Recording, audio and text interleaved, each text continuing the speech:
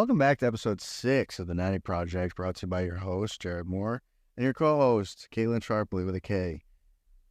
Today we're going to talk about progressive overload. We're going to talk about some tips and tricks for your lifting, your form. We are going to talk about supersets. We're going to talk about really just an in-depth picture of what your workout should entail, building off of last week as a bodybuilder. So we're going to start to take the route of bodybuilding instead of powerlifting. That's more, where our training aligns. So that's the way we'll go. So Kate, talk to me. Progressive overload, your favorite term. Okay, progressive overload. So the most common way that people do progressive overload is by Can you define progressive overload for me? I don't know what it means. Okay, progressive overload is basically putting a good type of stress on your muscle, increasing your weight, sets, reps, volume, intensity, all of that stuff. And with the goal for bodybuilding, is to put on muscle. So most people do it by adding weight, whether that is a 5-pound plate on each side. If you have the kilogram weights, which our gym doesn't have, but some people do, that's about 2.2 pounds. So I'm going to use hip thrust as my example. Say you're hip thrusting 1 plate on each side and you're doing 3 sets of 6 reps. Hip thrusts are my heavy compound lift on my glutes and hamstring days, so I always do a lower rep range. Say we're doing 3 sets of 6 with 135. And then the next week, we're doing 3 sets of 8 with 135. And the 8 reps is pretty easy. Then the next week, you add a 5-pound plate on each side or add a 2.5-pound plate on each side. And you're going to go back to the 3 sets of 6. And then the week after that, you have the extra plates on the side and you're going to do 3 sets of 8. And basically, you can do that for every single exercise. Another way, you could do 3 sets of 8 one week and then 4 sets of 8 the next week. And then if you want, you could add weight, do 3 sets of 8. With that same weight, do 4 sets of 8. But yeah, that's usually the route that most people go for bodybuilding when they're talking about progressive overload. And this doesn't just apply for your compound lifts. It applies for your accessory movements, all of that stuff. And progressive overload is the best way that you're going to see muscle growth and the results that you're probably looking for. Chair bear? What? What did you just call me? What? What did you call me? Chair bear? Oh, God. So when we talk about progressive overload, it's essential. Man is too stunned to speak. I'm too stunned. Nah, I was fixing my fantasy lineup. I got to hit the waiver wire. It's essential in your muscle growth, really. So sometimes I fall into this habit, but don't you dare. As the weight increases, obviously, you're going to get stronger. Take it down to like science for a dummy. If you're curling 5 pounds, that was disgusting. If you're curling 5 pounds and then you go to 10 pounds, it's going to be a little harder. It's going to work the muscle a little harder. Wow. Look at how much you raced.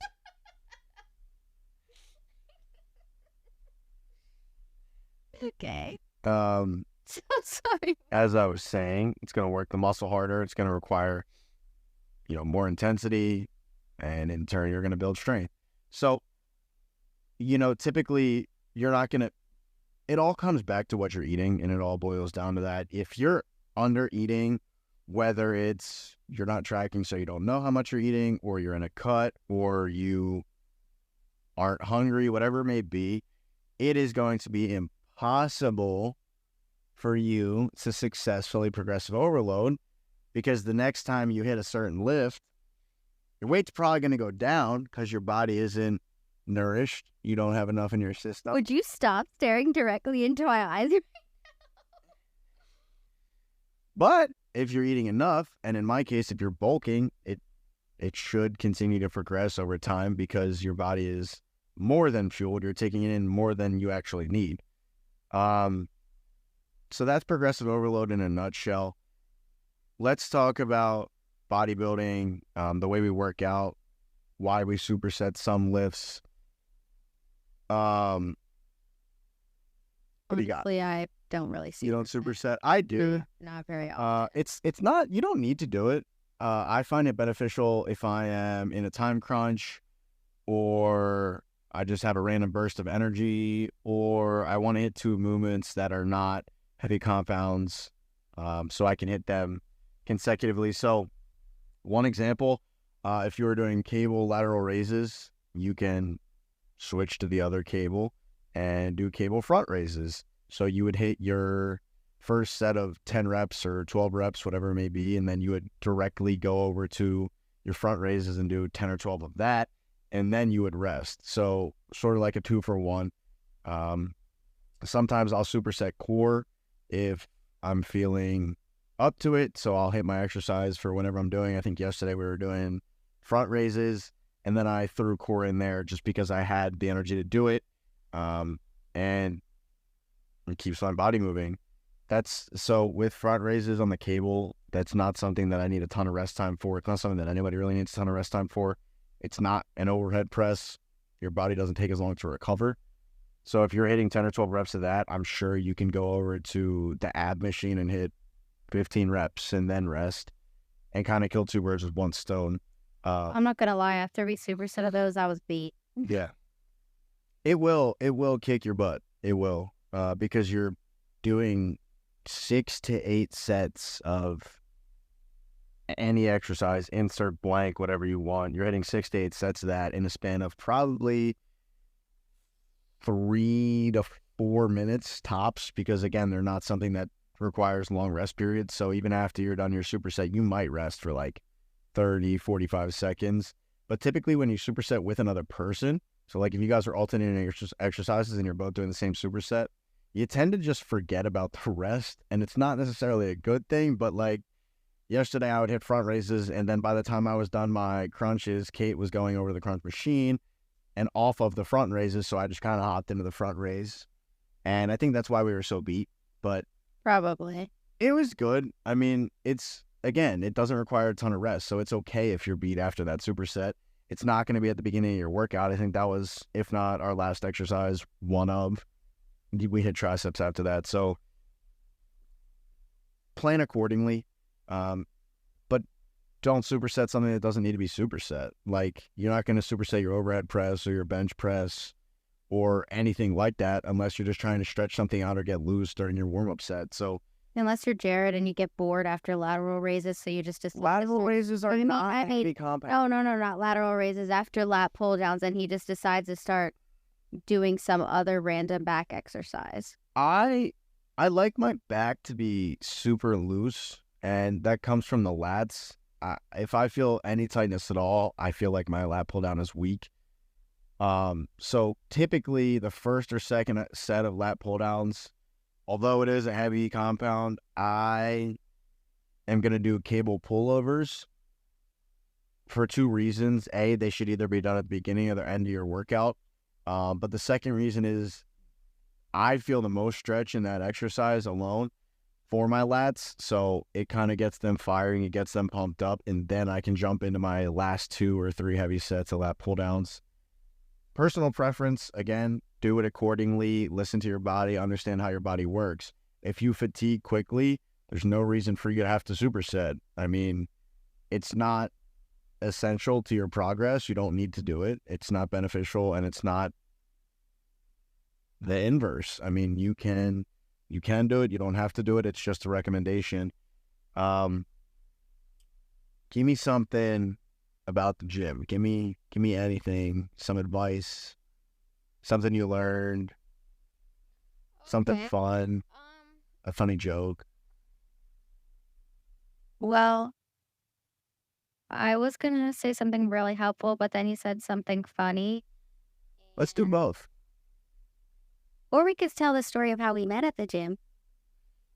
I don't really think that pertains. Okay. Oh, actually, do you want something funny or a tip first? Let's go tip and then something funny. Okay. Well, I guess this tip could have go into my funny story. When everybody starts going to the gym, a lot of people have gym intimidation and gym anxiety, and they're worried about everybody and their mom looking at them, what they're doing. They think that everybody's staring at them and laughing at them and judging at them. And don't get me wrong, I will. We stare. Yeah, I do look at people. But if you're new and your form is off, majority of the time we can tell that you're new, and nobody's judging you for that. And but yeah. Or if you do catch me staring, I'm most likely just zoned out, and that's why I'm staring. But everybody is there to focus on themselves. If somebody's lifting something super heavy, I'm going to watch it just because I'm so fascinated. But if there's just people next to me, I am not watching them at all. I do not care what they're doing. I have my headphones on. In between, Jared and I are usually having a conversation or just awkwardly staring at the ground. So yeah, nobody really cares what you're doing at the gym. But this example will go into that. If I see your form is off, and I feel like a part of the reason I do this is because I work at the gym, so I know most of the people that check in anyways, even if I don't know your name. If I see your form is off, I'm probably, and I think everyone knows this about me, especially Kate, I'm super, super, super uptight about form. But he never fixes my form, so I guess mine is kind of... Kate's form is good. It is good until she hits her couple heavy reps, which nobody's form is going to be good during those, but that's fine. Yeah, Jared needs to take his own advice on that one. Yeah. Anywho. So I'm super picky about form. I feel like form plays a major role in your mind-muscle connection. If your form is off, you're not going to feel it in the right muscle, but that's a conversation for another time. I'm probably going to come up to you and respectfully recommend you change your form because you're either A, going to hurt yourself, B, you're hitting the wrong muscle, or C, you look like an idiot. Wait. Actually, this is kind of funny because the one time, there's this guy that comes in there very frequently, and Jared and him are boys, I guess you would call it, whatever. They talk every time that they see each other. I looked at him. I looked at him. He was doing shoulder presses or dumbbell shoulder press, and he literally was about to pop his shoulders out because of his form. And I said to Jared, I said, you need to go fix that right now. I'm not going to go fix it. I don't know this man, but Jared is friends with them. So he kindly fixed it, and the boy was super thankful for it. He was like, oh my gosh, that feels so much better. So. Trust me, anybody that ever corrects your form has no negative intentions. And if you understand, the kinesiology and the makeup of the way muscles should be moving and the optimal position, go and give someone a helpful piece of advice. It's going to take away, or hopefully take away, some of their anxiety because, yeah, you're intimidated, but you're also intimidated because you feel like you don't know what you're doing. And if you feel like you don't know what you're doing and you are actually doing the wrong thing, you're doing the inverse. So if someone comes up and helps you, at least me personally, when I was new to the gym, if someone came up and helped me, I would have been super thankful because I did a lot of movements wrong. And that could be part of the reason why I tore my labrum the first time. I don't really know. But I do know I was overhead pressing the wrong way. I looked like an idiot doing it every time I went back and watched a video, but I didn't know how to fix it. So it's never with ill intentions. It is for your own benefit. But go ahead, bleed into your funny story to wrap it up. Okay. Well, I have two short little stories. A couple months ago, I actually had I had part of it on a video, kind of not on the video.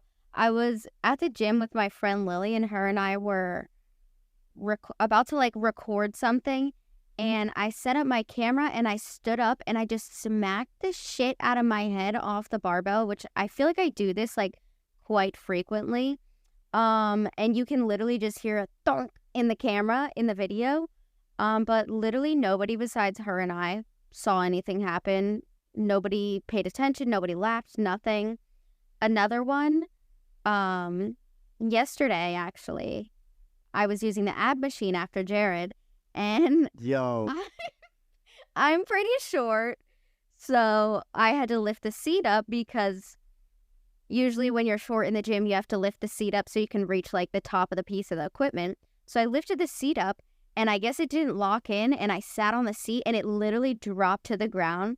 Jared heard it. He didn't see it, but him and I just started cracking up. There was literally a boy right in front of us on the machine, and like it didn't even faze him.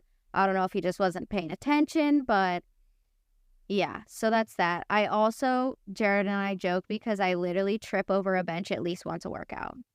She does. But nobody says anything. Nobody pays attention. No, that's a prime example. Like, I'm telling you, there's 5 people around it every time she trips and falls. And I see it because she goes and like looks me dead in my eyes. I mean, I watch it happen.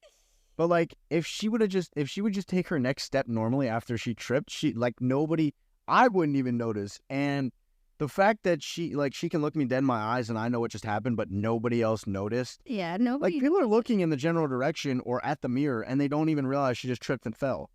Like, they are so laser focused on a couple of things: what they're thinking about, how they look, or how they feel.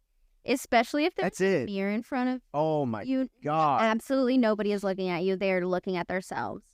So, looking at yep. So pro tip, if you feel anxious in the gym, put on some baggy clothes so you don't look at yourself, but then find a mirror because everybody else will look at themselves in the mirror. That's all we got for today. It was fun. We have some things to do today, so we're pretty backed up. I feel like we should do a whole episode of just like random gym stories. Okay. That would be so All right. Next week we will do random, funny, helpful gym stories. And we'll tell the story of how Jared and I met. Yeah, we'll tell all of the gym stories we can think of. So next week, we'll see you there.